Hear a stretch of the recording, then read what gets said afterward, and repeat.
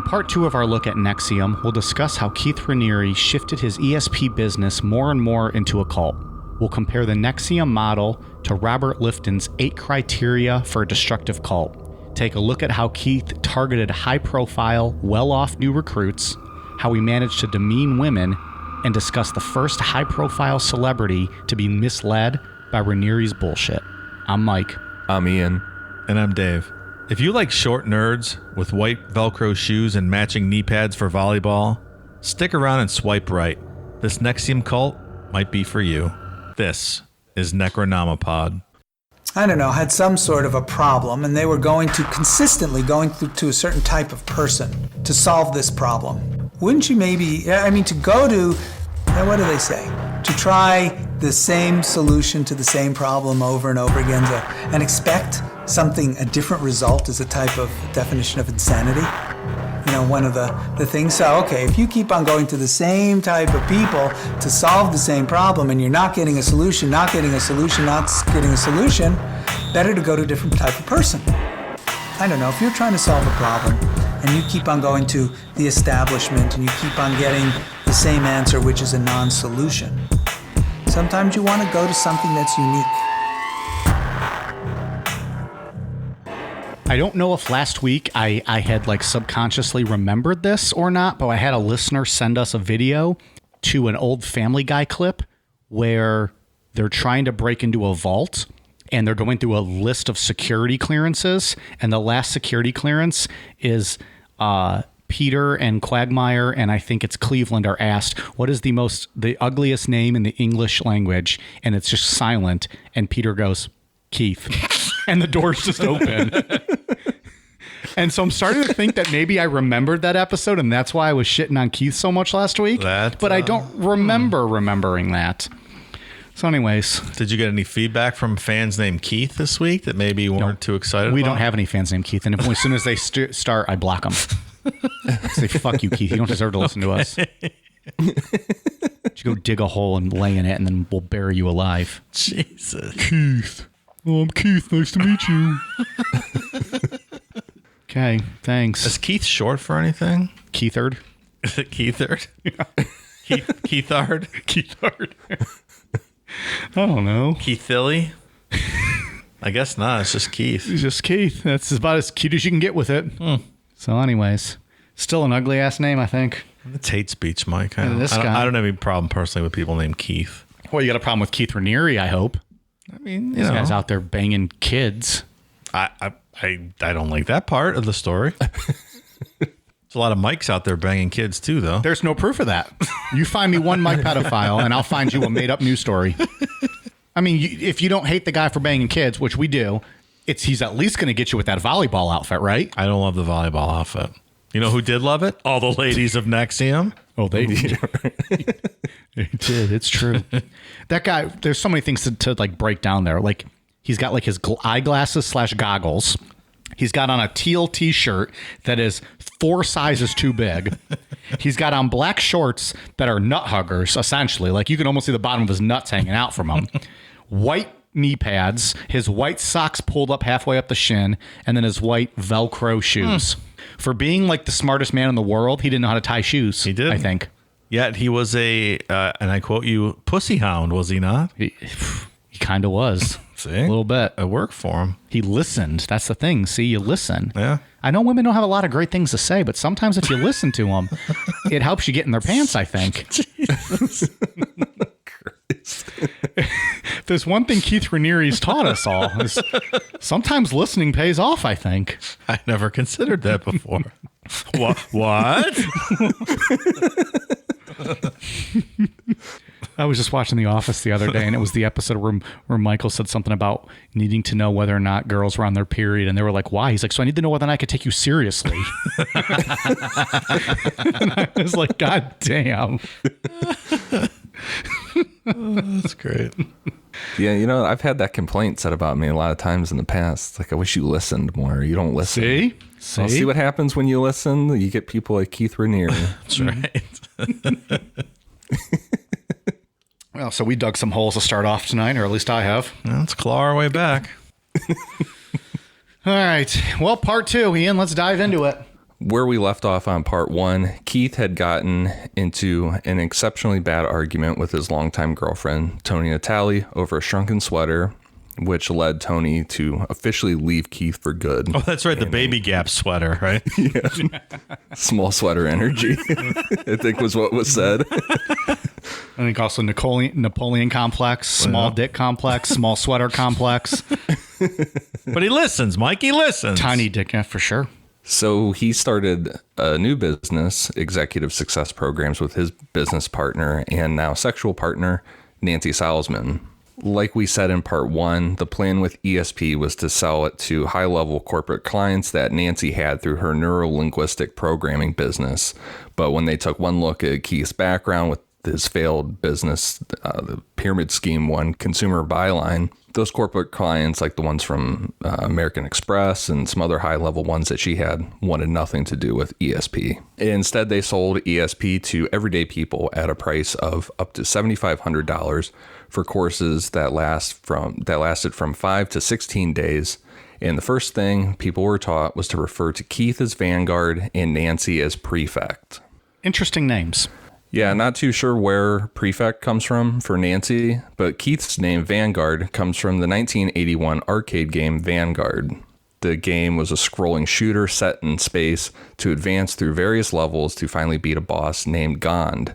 That game first hit arcades in Japan and then came to the US in 1981 and had widespread distribution in the following years when Atari released it on their home consoles.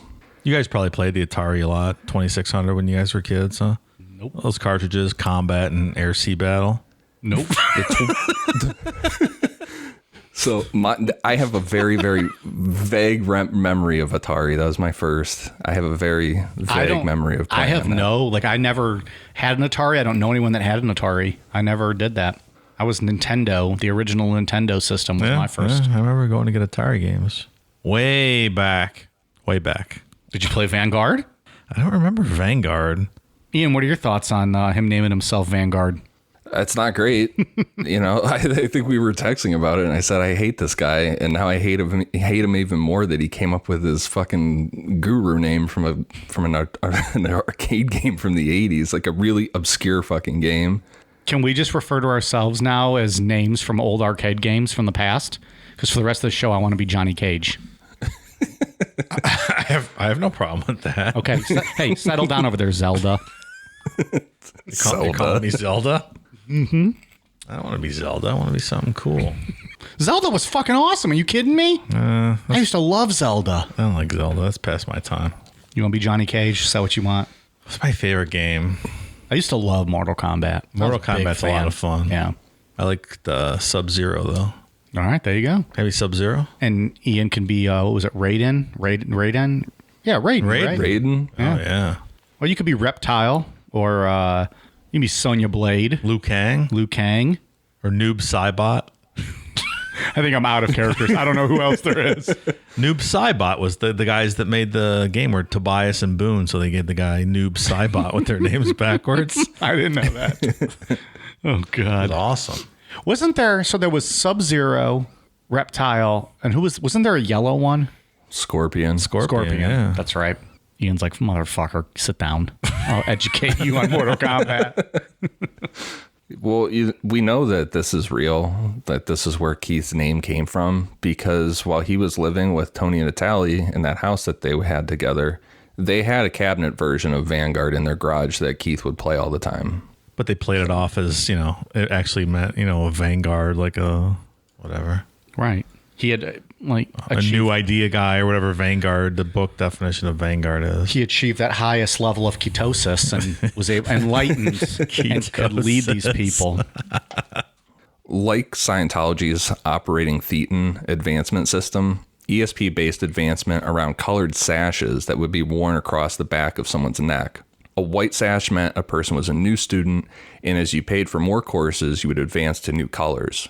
Yellow meant coach, orange proctor, green senior proctor, and the longer white sashes were designated for Keith and Nancy only because they were the only truly enlightened ones that have hit the peak of this whole system. Oh, enlightened. I believe the Buddha is the only truly enlightened one. not the Vanguard. Not according to ESP. Aside from paying to move to a new color, a member also had to earn 4 red stripes on their sash before advancing to the next color. So you'll see, if you watch any of the documentaries or something, you'll see people walking around with like 1 white or 1 red stripe on their sash. So once you get up to 4, then you can go up to the next level.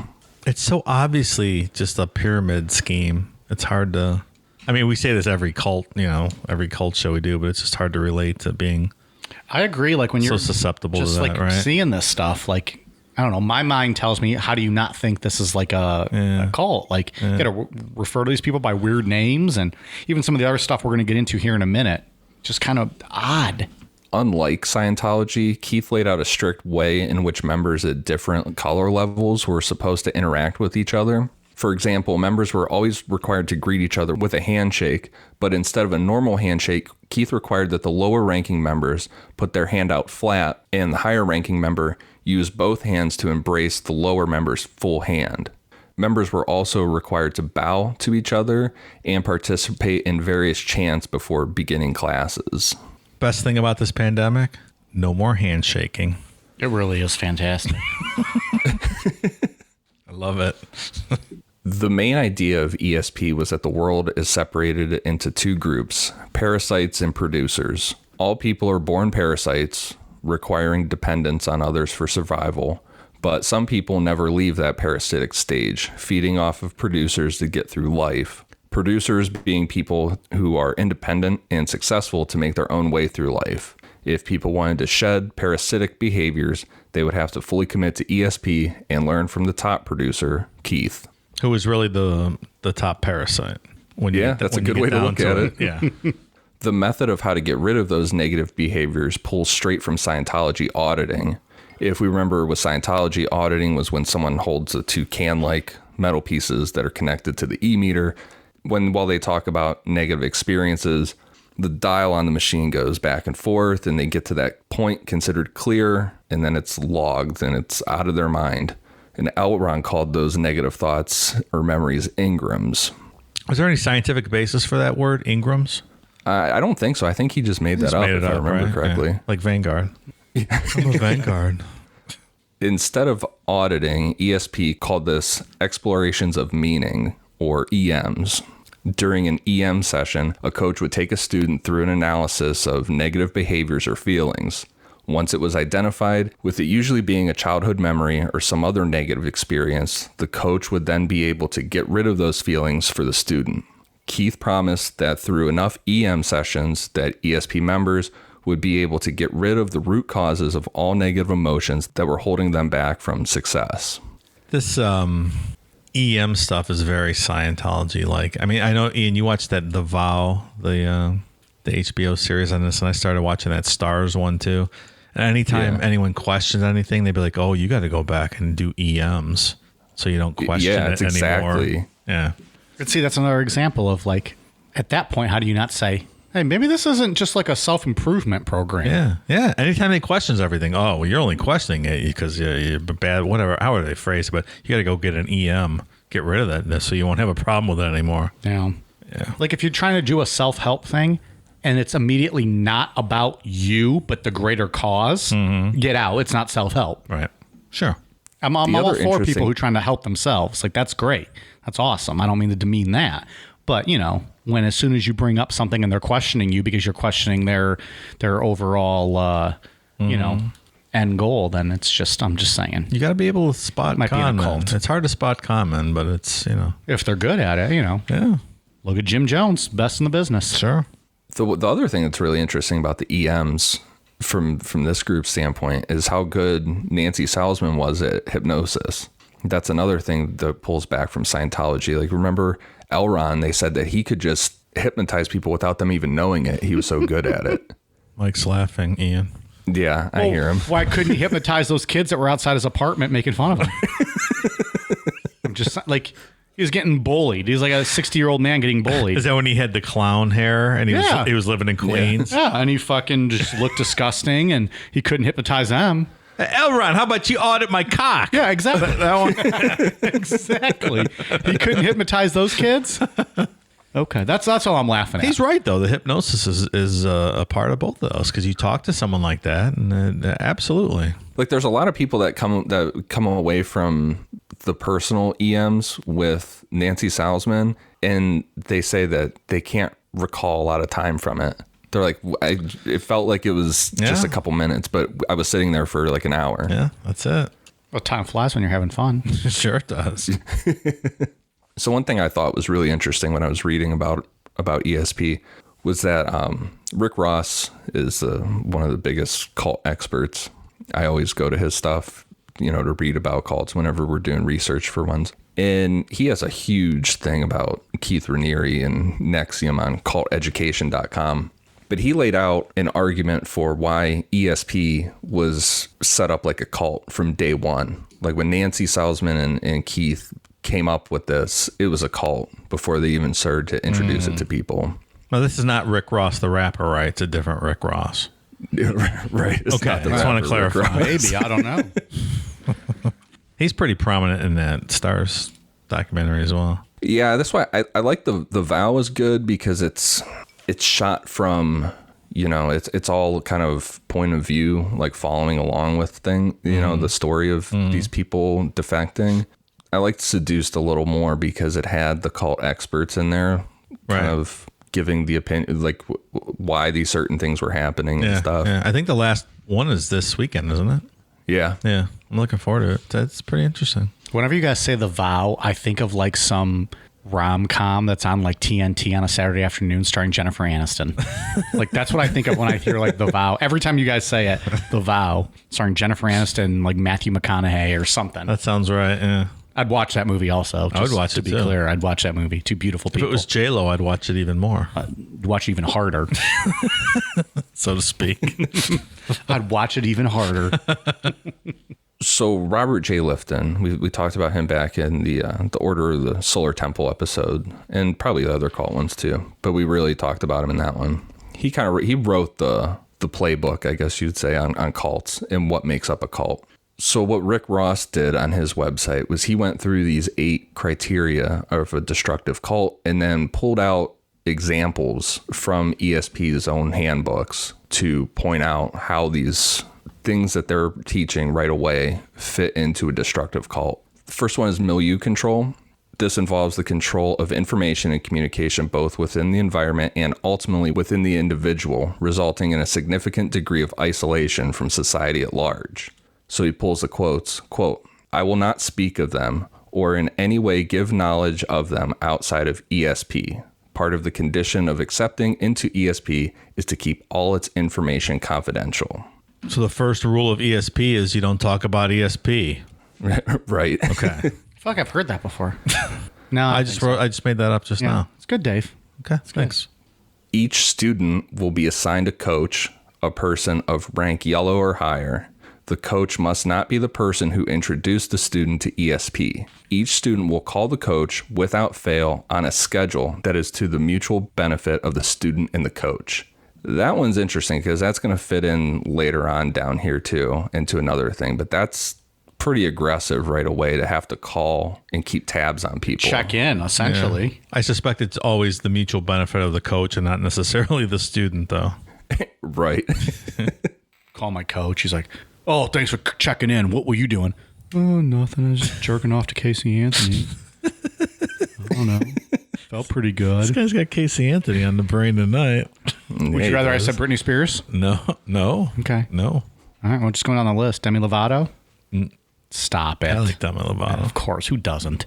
Gorgeous. Any hoodles. Mystical manipulation.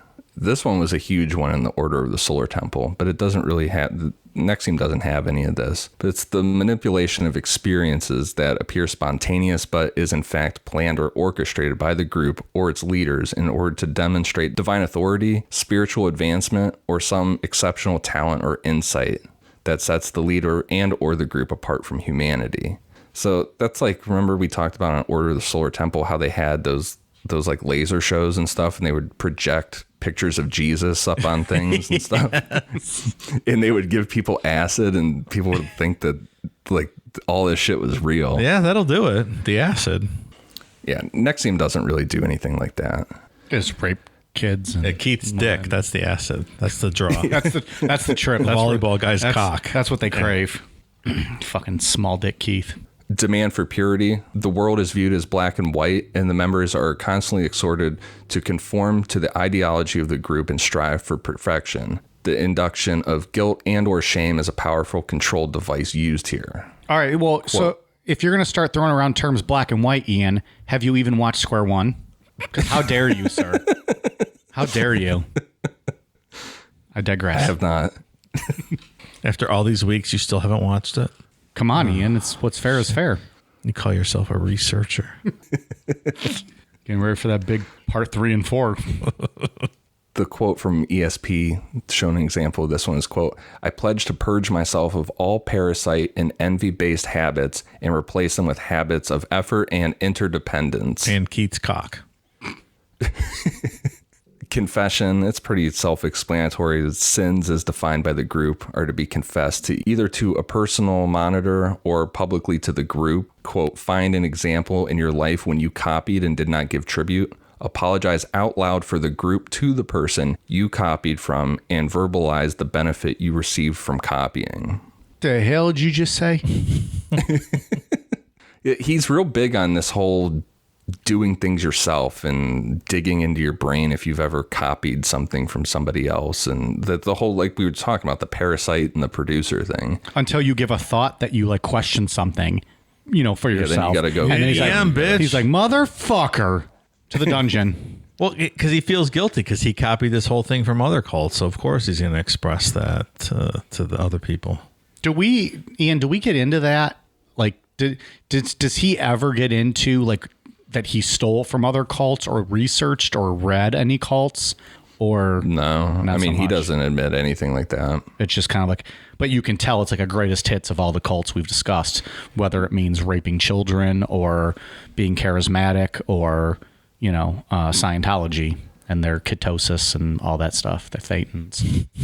Yeah, I mean, I think it's in the first episode of Seduced. Rick Ross breaks us down. Hustling every day. I'm hustling every day. I'm hustling.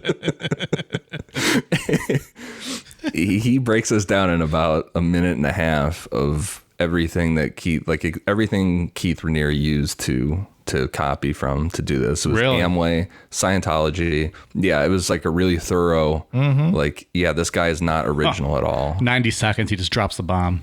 That was in Seduced or The Vow, you said? Seduced? Seduced.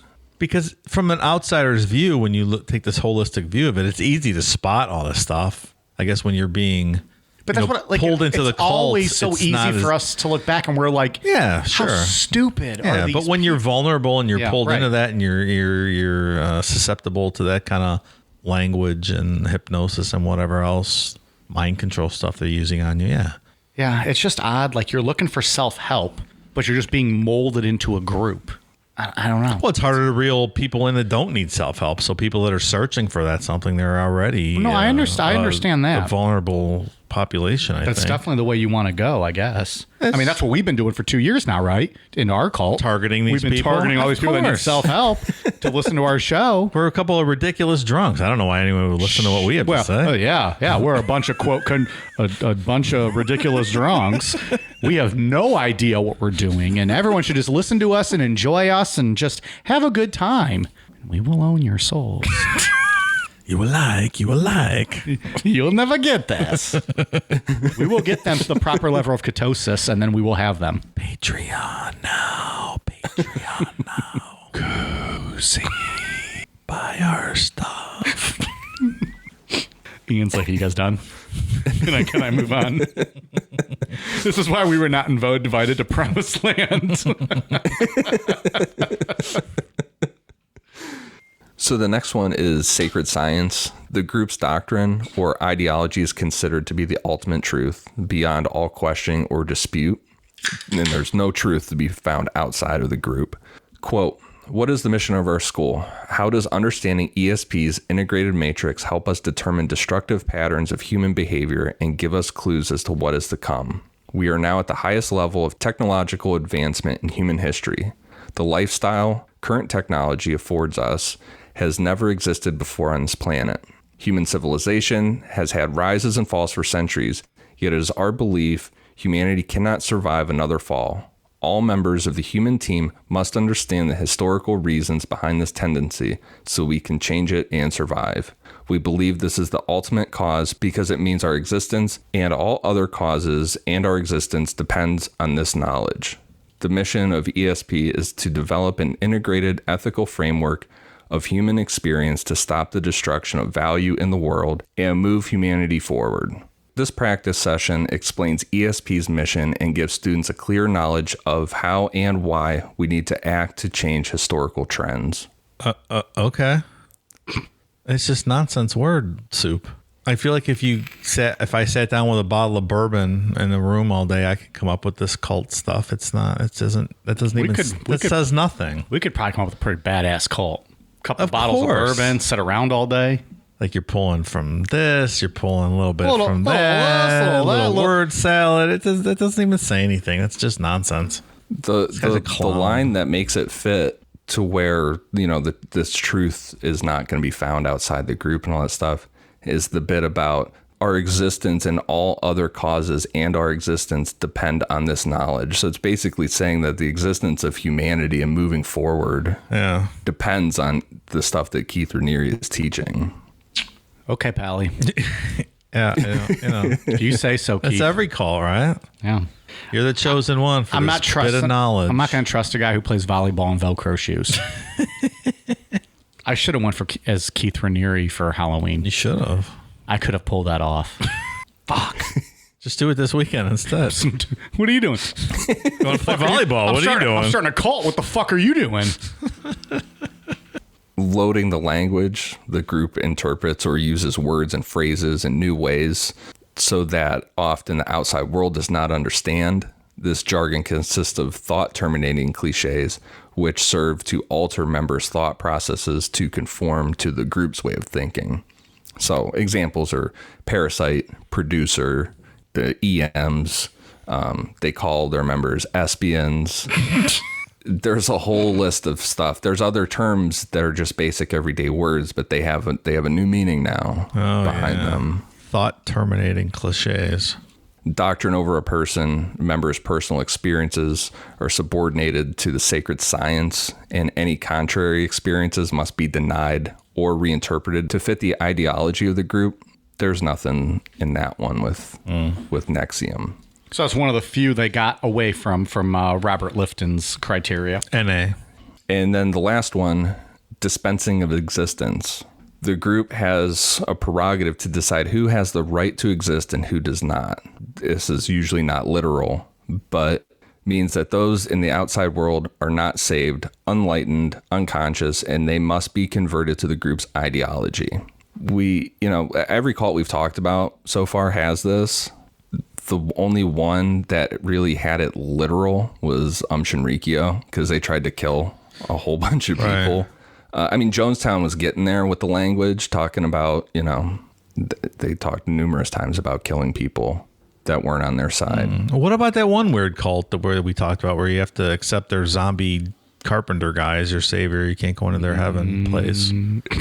I don't know, Dave. What is kind of the same thing, right? What call is that? I don't remember. I don't remember the name of it. It was the same thing. The only way you could get into their heaven was to accept this zombie guy, right? And he would free you. Like, you have to admit your wrongdoings. Yeah. You're Much like, I accept. an emotional moment or whatever that fuck was. I accept the resurrected zombie carpenter so I can go up to heaven. If you don't, you're shut out. I just find similar parallels here. We should. We'll do a show on that cult. It's a dangerous cult, man. It's done a lot of stuff. We're going to cover it a little bit on the periphery in my show about torture devices. Incidentally, I don't think people know about Spanish this Inquisition. Did we talk about that on this show? I thought that was just a bonus show. We had mentioned it. That's true. It's coming up as a bonus episode. So for those of you who are not on Patreon, run, don't walk to the Patreon sign-up page. Dave is doing his first show as the researcher / narrator. Ian's done all of ours. I've done a couple for Patreon. It's true. And now Dave's doing his debut performance coming to Patreon in December. Sign the fuck up. Why wouldn't you? $5 a month. We're going to torture some motherfuckers. For dispensing existence, quote, remember that espions understand the model, but non-espions do not. I'm a proud non-espion myself. Yeah. His language gets pretty dark later on, like years later and stuff, you know, with the whole us versus them kind of idea. Mm-hmm. But I just thought it was really interesting how just right out of the gate when this was started and the handbook is written for this group, it already fit all 6 out of the 8 criteria for a destructive cult. So clearly a lot of forethought, and like we said, pulling stuff out of other cults off the bat. I mean, he's just a smart guy. There's no denying he's a smart guy. He knew what he was doing, right? Oh yeah, for sure. So, but what was the reasoning behind all of it? Was it that he just liked fucking women? Was it that, like, when we talked about last week, when his dad said he found out he was, quote, smarter than everyone else, he was like a Jesus moment? Like a God complex kind of thing? I think there's a little bit of that involved here. Is it just all of that? Just because he can and because he likes having that allure over women? Like a power thing? Because he only targeted women. You don't hear a lot about men in this group. It's like a power thing over women. And when he finds he can get women to do stuff based on his good looks, his charm, you know, whatever, his knee pads, his speech Velcro pattern, however he talks to women, and he's like, I think I can do something with this. Let's build on this. Yeah, it's just weird. Like this one's just, I don't know. It's odd. Yeah. I think it's a lot of the sex. I think it's a lot to do with money. I think those two things go hand in hand with him, as would do with most cult guys. I mean, most of these guys, it's all revolves around money and sex. As does everything else in the world. I think one of the biggest reasons why Elron never really collapsed, you know, Scientology never collapsed on itself or had any like really, really big falls like all these other groups have is because he didn't do the sex stuff. He didn't fuck around with that. He was all about the money. Yeah, that's a good point. And it lives on to this day. Yeah. And from anything that I've read, there's no really wild allegations of sexual abuse going on in Scientology and stuff like that. So yeah, we never covered anything like that. There was not even a hint of it. I think that's one of the reasons other kinds of abuse so successful. Remember they locked everyone in the trailer for like months? Yeah. Wasn't that one of the people that got out and ran away and then they caught him 3 states away, like in North Carolina? That was crazy. And fucking brought him back. Yeah. Good God. As with many cults, the recruitment is a very big part. And with ESP, it was key to bring in new people. This was built like a pyramid scheme. So the more people you brought in, the better. And once you hit level of Proctor, which was having your orange sash, you would start earning money for the people that you recruited. Nancy Salzman was a huge recruiter right away in building ESP's following. She brought in friends and family, including her daughters, Michelle and Lauren, who at the time were 19 and 22. One friend that Nancy brought in was someone that we talked about last week, Barbara Boucher. Imagine bringing your kids into this. Barbara was an extremely successful and self-made woman who worked as a financial planner responsible for managing a total of $90 million and earning $900,000 a year at the time that she joined ESP. It's not bad living. Yeah. Like many people who get pulled into something like ESP, Barbara was going through a traumatic time in her life. Her best friend had just committed suicide and she was going through a divorce. So she immediately took to this message of ESP, this whole self-help stuff. And after 6 months, she was in a romantic relationship with Keith. Lucky her. Around this time, Keith would start to publicly claim that he was celibate. But as we know from the outcome of this, that's absolutely not true. He was having sex with the 3 roommates that he was living with when he met Tony Natale, Barbara Boucher, Nancy Salzman, and even Nancy's daughter, Lauren. Did Nancy know he was plowing her daughter too? Probably, I would first, say, but eventually she did for sure. the way these fucking people are acting and just love this guy. What'd you call him, Mike? A pussy hound, right? Pussy hound. The shoe fit. If the condom fits, right? I never actually called him that. I took that out of the last episode because he was banging kids. Oh. But I did off air refer to him as a pussy hound. So we can keep that in. pussy hound. Now that we're talking about adults, I would not refer to him that when he's fucking raping kids like it's a different piece episode. of shit. Keith didn't stop at his inner circle. He would have sex with many women who made up ESP's membership. Keith refused to wear a condom, saying that unprotected sex with him was a form of an energy exchange. So this obviously resulted in many pregnancies and unwanted abortions. Pam Kafritz, who we talked about last week, who was one of his 3 roommates, became someone that the staff at Planned Parenthood recognized because she brought so many women through to get abortions. Keith would go as far as to tell women that getting an abortion was a good thing because it would help them lose weight. Oh, man. This guy's a monster. Man, I'll tell you what. Psychological abuse. God damn. That line really, like every time, like I'm like, I hate this fucking guy. Then I read the Vanguard thing. And I'm like, I really fucking hate this guy. And then that one was like, man, that is so over the line and ridiculous. Yeah, it is. Ian's typing this outline. His fists are clenching. He's like, I'm going to punch my computer. I got to be honest. Like this is a guy I would love to punch in the face. Oh, for sure. Like, all these guys are terrible. He might be a top 5. He might be a top 5. Yeah. But he'd have his knee pads on and like his little goggles and shit when you punched him. Just saying, make it count.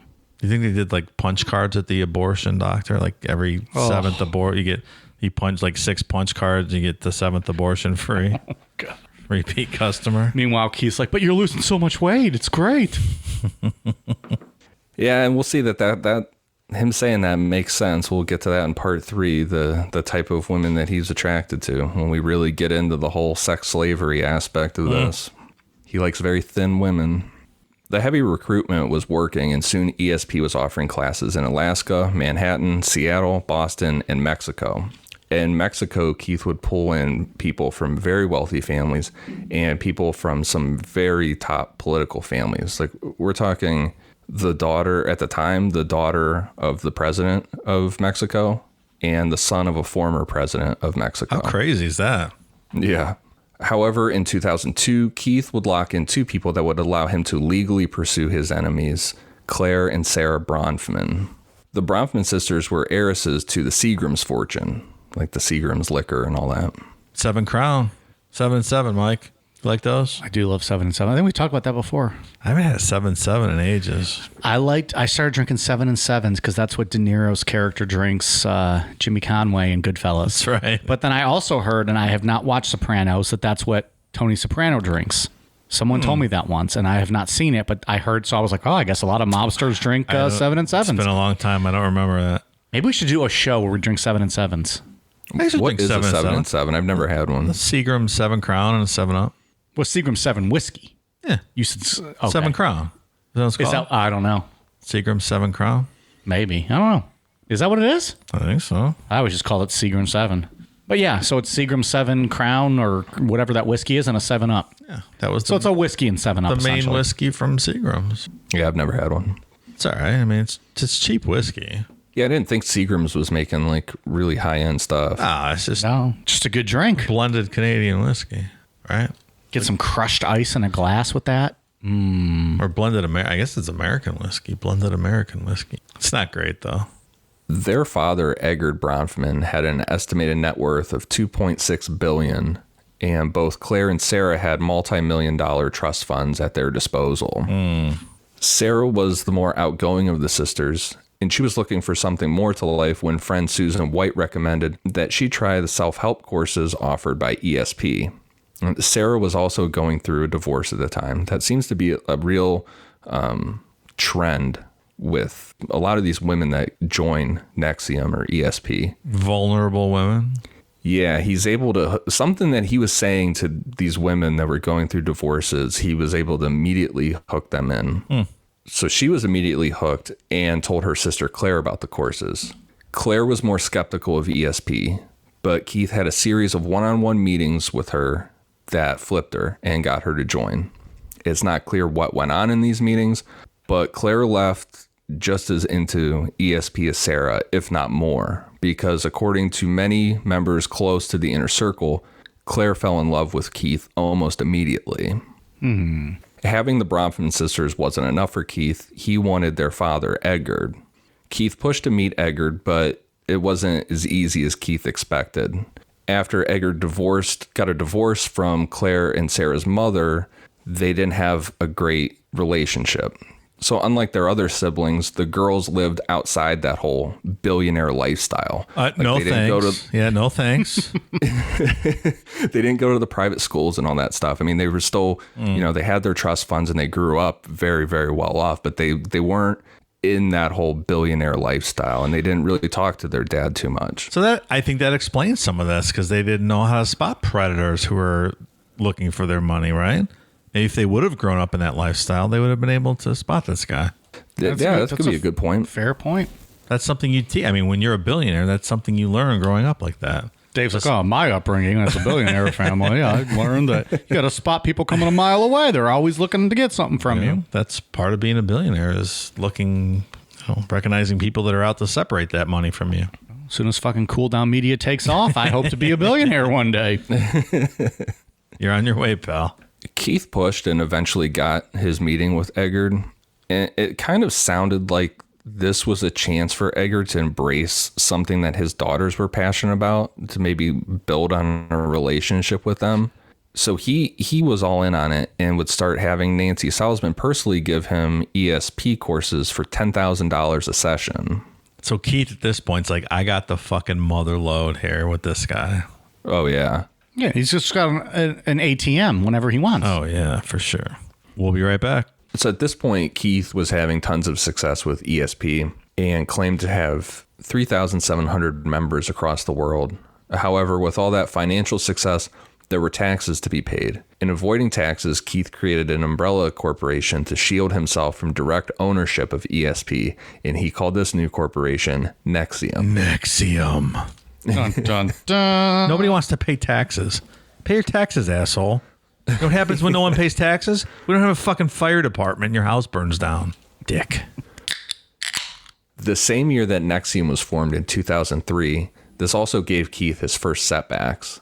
The first was with a member named Kristen Snyder. In 2002, Kristen Snyder took her first ESP course in Alaska.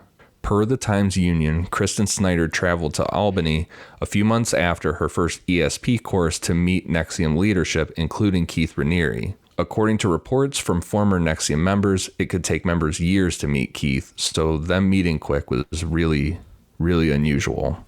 Ugh, you watch a documentary and they all stand in line to meet him and he kisses every one of them on the lips. It's so fucking disgusting, this guy. That is creepy. Yeah, he kissed everybody on the lips. Everybody. Awful. It's like a line to kiss this fucking clown on his lips. COVID, man. Gross. Where's your mask, Keith? Dickhead. In February 2003, Kristen Snyder grew disillusioned with NXIVM after attending a 16-day intensive in Alaska. Heidi Clifford, Kristen's spouse, told Times-Union she was, quote, sleep-deprived, delusional, and suicidal. After last being seen leaving the hotel where the intensive was held, Anchorage police believe Kristen intentionally capsized her kayak, causing her death, and left an apparent suicide note in her notebook. Her note read, quote, I attended a course called Executive Success Programs, aka NXIVM, based out of Anchorage, Alaska, and Albany, New York. I was brainwashed and my emotional center of the brain was turned off. I still have feeling in my external skin, but my internal organs are nothing. Please contact my parents if you find me or this note. Her parents' names are redacted. I am sorry, life. I didn't know I was already dead. May we persist into the future. Kristen Snyder. No need to search for my body. Well, that would be a troubling note to read if you were the parent. It's terrible. Imagine, but you're just trying to go to this simple self-help course, and like this is where it takes you, you know? Right. If this is even where it really took you. Yeah, sure. Investigative journalist Frank Perlato, who we talked about, we brought him up on part 1. You know, remember we said he really had it out for Keith almost to a personal level to report on him with the Times-Union, and then he has his own website, the Frank Report. He reported that before Kristen Snyder's suicide, she made an announcement during her 16-day intensive that she was pregnant with Keith's child. NXIVM coaches told the rest of the class to ignore her, and she allegedly just kept going on this delusional rant. It's unclear as to whether she was escorted out or walked out of the hotel building, but her body was never found. Frank Perlato believes that the suicide note might have been forged and points out issues with the handwriting in the note and Kristen's signature at the end. He has a whole thing on his website showing, side by sides of her handwriting, her signature. Her spouse has also went on record saying that she does not believe that Kristen committed suicide, and that note was not something that she would have written, that is not her handwriting. So we're suggesting that it's possible that she was murdered and this was staged? That's what has been suggested. In Frank's reporting, he kind of backs this up, uses to back it up, that there's another mysterious death surrounding NXIVM and Keith. 3 months before Kristen Snyder disappeared, Gina Hutchinson, who we talked about on part 1, that was one of the 15-year-olds that he had sex with, and she bought into Consumers Byline and stayed through. She died of an apparent suicide, and her body was found a couple hours away from Keith's home. Police ruled that she died from a, quote, self-inflicted gunshot wound to the head. But Frank Perlato doesn't believe that her death or Kristen Snyder's were well investigated, and they were ruled suicides too quickly, saying, quote, in both instances, the police did not know or no one made them aware of the influence that Keith Raniere had in these two women's lives. Keith went on to claim that Kristen's death was a, quote, hoax and that she's still alive. Frank goes on to say, quote, Keith claimed that a photo of Kristen Snyder and Heidi Clifford was taken at the Grand Canyon several months after Snyder's disappearance. Barbara Boucher and Kristen Keith both told me they saw the photograph, but it was taken from such a distance that it's not possible to identify the women in the picture. Would it not be unusual that a 15-year-old girl would commit suicide by shooting herself in the head? Well, she wasn't 15 at the time. It was years later. She was the 15-year-old from part 1. Okay. Yeah. So this was much later. Okay. Never mind. I would say that would be pretty strange, I think.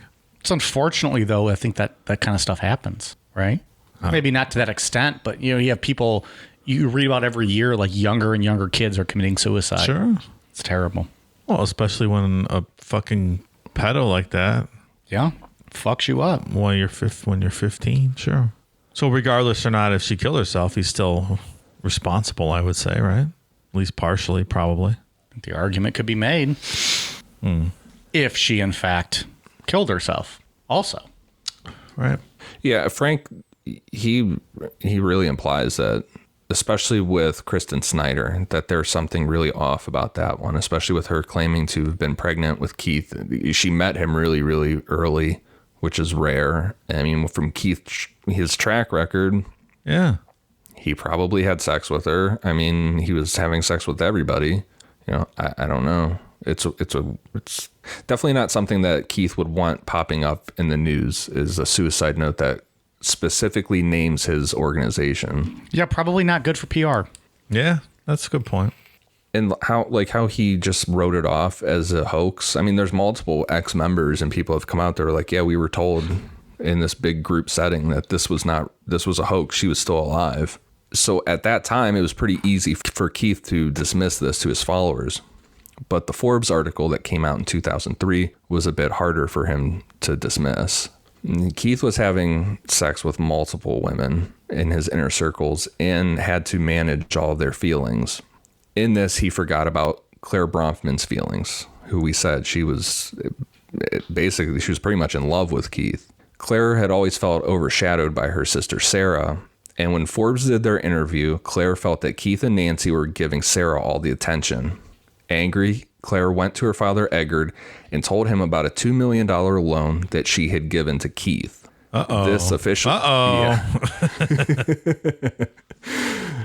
officially got Eggard to quit taking any ESP courses, and he went on record with Forbes saying, quote, I think it's a cult. I bet he did.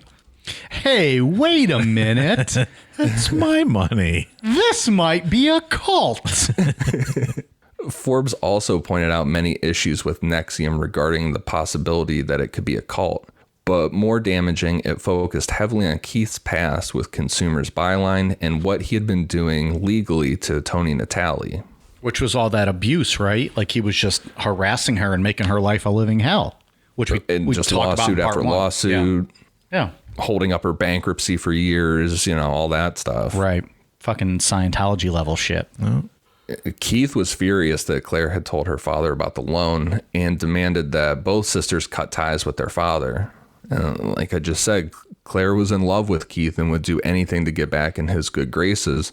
So she agreed to Keith's terms, along with bringing Barbara Boucher on as her new financial planner to manage both of the sisters' money.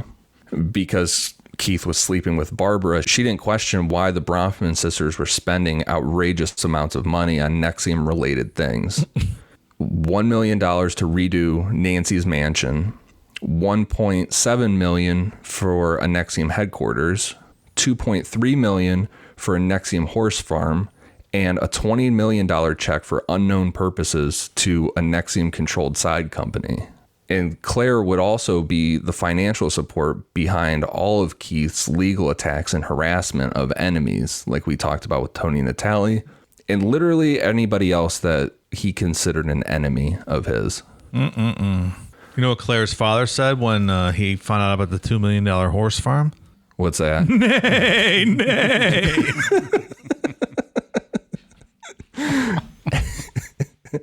Can you imagine?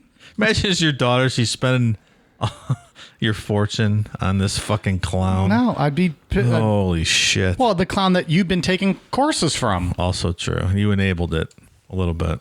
But he probably Well, was just like he's a smart guy. He's running an international company. He's probably like, all right, I'll take these fucking dumb courses because my daughters like it. Right.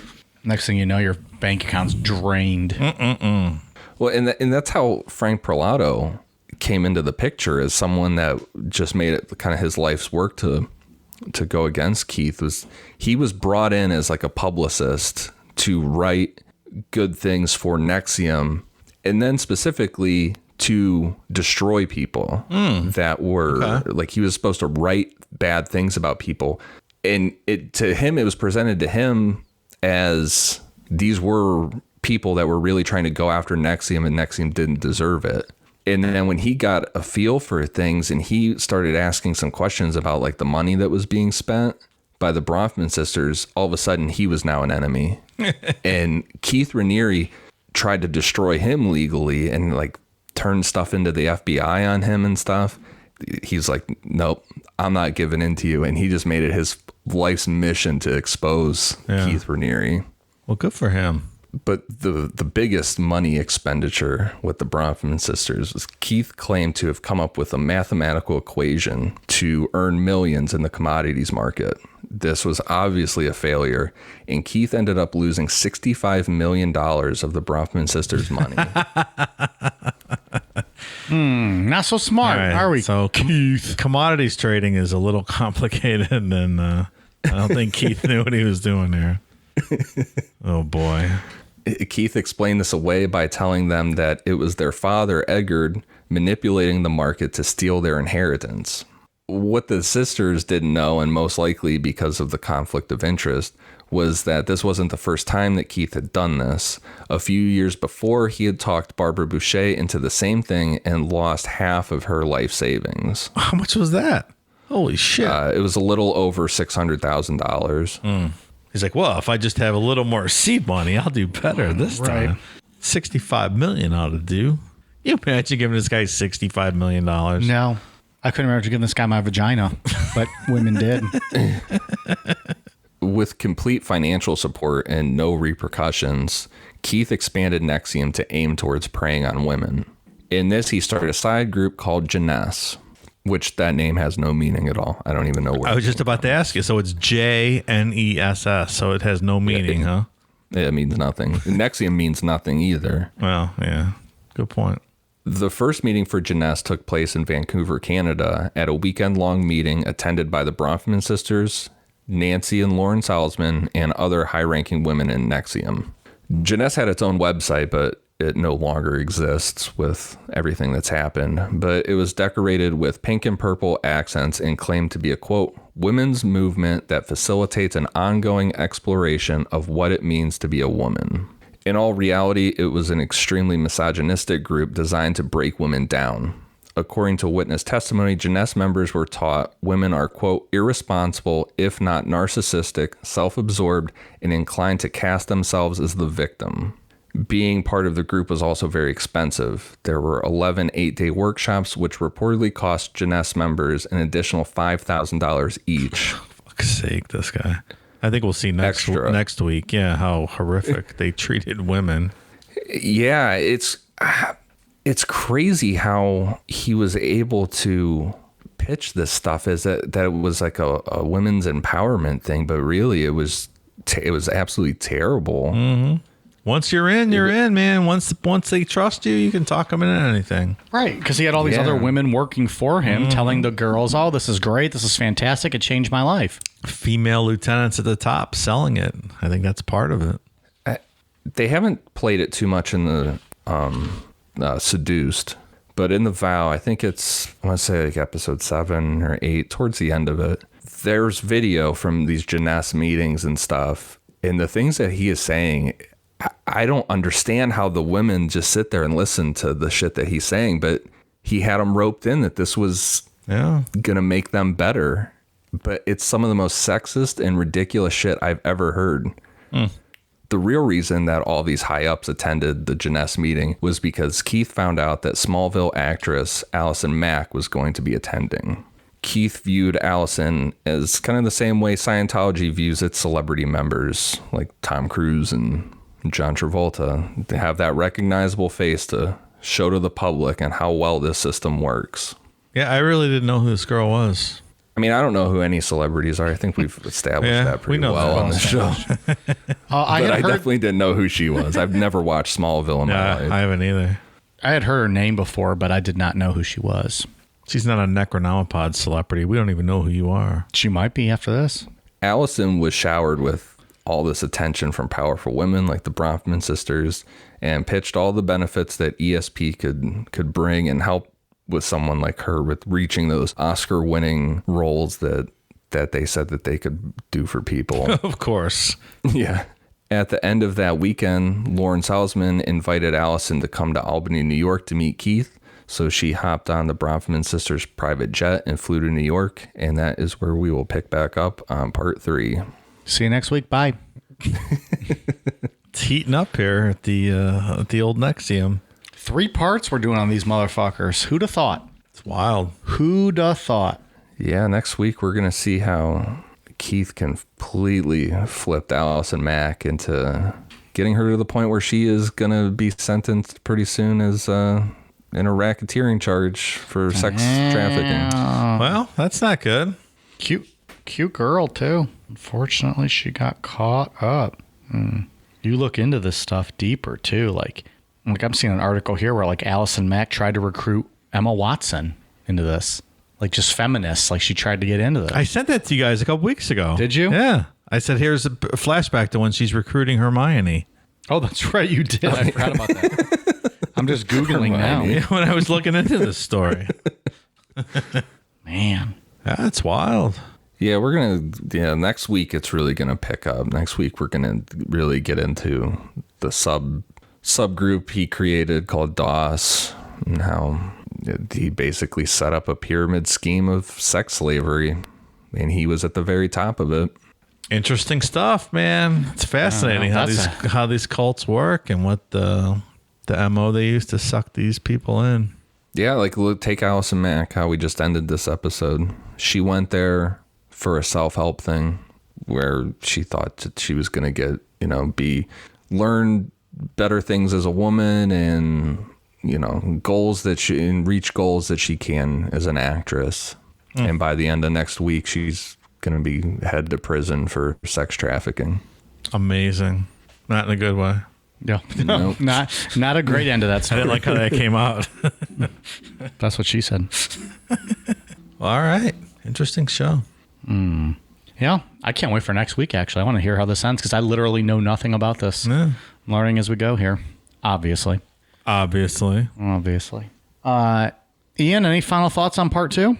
Nope. I think I'm good on it. Dave, you got any final thoughts on part 2, NXIVM? No, I was curious how this ends up. Looking forward to next week. Okay.